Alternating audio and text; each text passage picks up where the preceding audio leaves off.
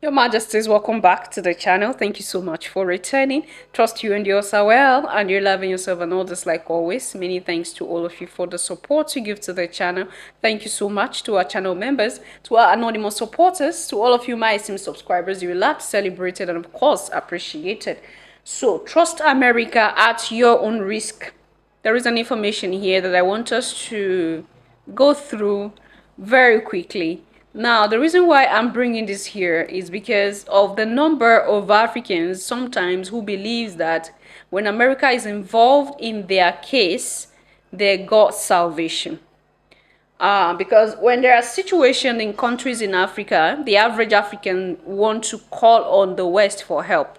People of the world, now come on. Everybody come on. They are doing bad things in Cameroon. Oh.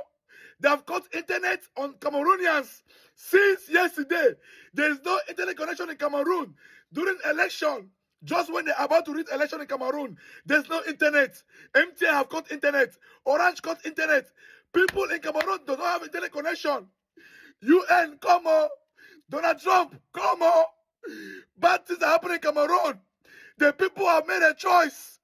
They want a new president, but they are forcing somebody else down the throat of the people. They won't come and help us, please. People come and help us. So nobody in Cameroon has internet connection. This is a violation of human rights in Cameroon.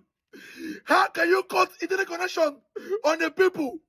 The whole population, no internet. I'm begging. Please, if you see this post, do something. Donald Trump, UN, people are suffering in Cameroon. No internet connection. Just because they want to rig election. Just because they want to do fraud.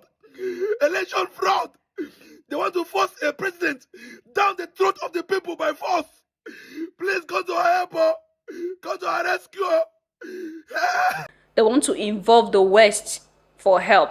And they do not, I think it's because they are naive. Because if they really are aware of how world powers operate, if they really are aware that these people will never do anything for your interest without, doing something for their own interest. And sometimes I look at these things as sheer wickedness. Because some of this is not just because of the interest or working for their own race of people alone, but just because of wickedness. Because I don't see why you find pleasure in unaliving people. You find pleasure in destroying the lives of people, their livelihood. You find pleasure, seeing people in pain. It's like there is something that it gives to them when they see people in pain. And especially when they see people of the melanated in pain, they are just so happy. Okay, anyway, let's listen to this information and we'll take it out from there, Your Majesties. You want to know how dirty America plays? In the late 40s, the US government went to Guatemala and they straight up infected people with syphilis. Soldiers, prisoners, mental patients, even kids in orphanages, and nobody told them. This wasn't medicine, it wasn't treatment.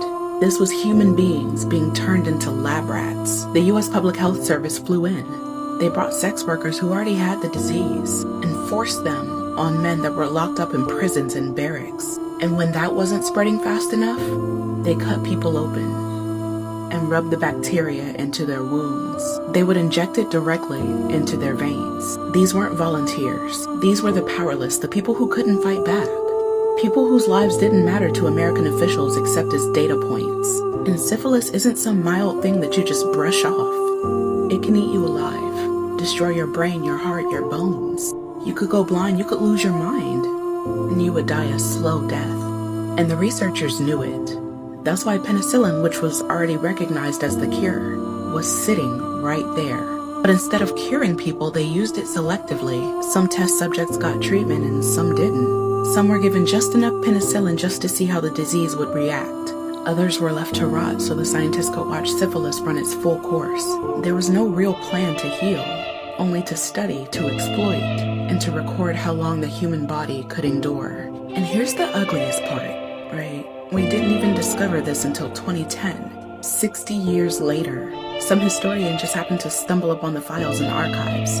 Think about that. Decades of silence, while people lived and died with the fallout. And what did America do?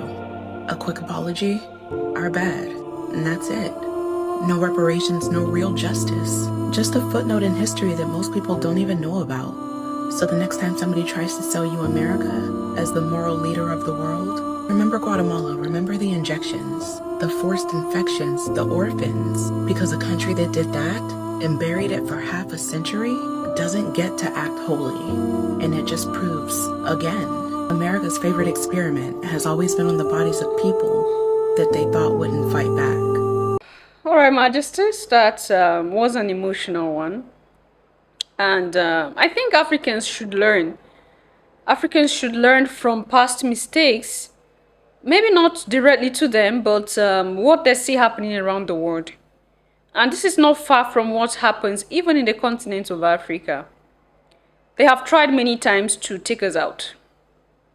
This is not a secret anymore. They have, I think Africa became their own, test ground. When where they come test some of their inventions, they do that to countries in the motherland. We had issues, we have informations of them getting involved with countries in Africa, testing inventions on countries in Africa. Of course, they believe that we are lab rats and they can do whatever they want to do as far as the goal of theirs is achieved. They've tried many inventions of theirs without the consent of the people. Okay? There are a lot of times where they inflict diseases on Africans, on countries in the motherland. Look at the Congo. I hope you understand when I call the Congo. There is a particular illness that was inflicted intentionally on that land, deliberately. Different regions of the motherland, there are different inventions of theirs that they inflict on citizens, human beings, to test to see that which can break the black man down. They have done many things in the lab. They have combined many things. They have invented many things to see which one of them can destroy the black race. They have tested it on different communities around countries in the motherland. Why do you think they are doing this? They are doing this for a reason. Now, when you look into the Kissinger report, you understand why there are certain population that seem to be a threat to the American government or their power. And so, they have to use every means to deal with populations like that. Did you know that decades ago, someone in the White House wrote a secret report claiming that Africa's growing population was a threat to the economy and security of the United States? As far back as 1974, the Kissinger report identified population growth in Africa, Asia, and Latin America as a threat to US security, fearing it would increase demand for oil, food, and mineral resources. The proposed solution was to slow down population growth by any means necessary. But how do you shrink future of whole continents, one may ask? Simple. Build systems that appear friendly. Now here are 5 systems they built to secretly meet their goals. The first is family planning programs. This was the most direct. Campaigns, sterilizations, and foreign-funded birth control projects. On the surface, it looked like choice. In reality, it was pressure. The target was not just poverty reduction, it was population reduction. Second was finance traps. Through the World Bank and IMF, we all know, loans were offered with harsh conditions. Countries had to cut schools, healthcare, and jobs. Poverty spread.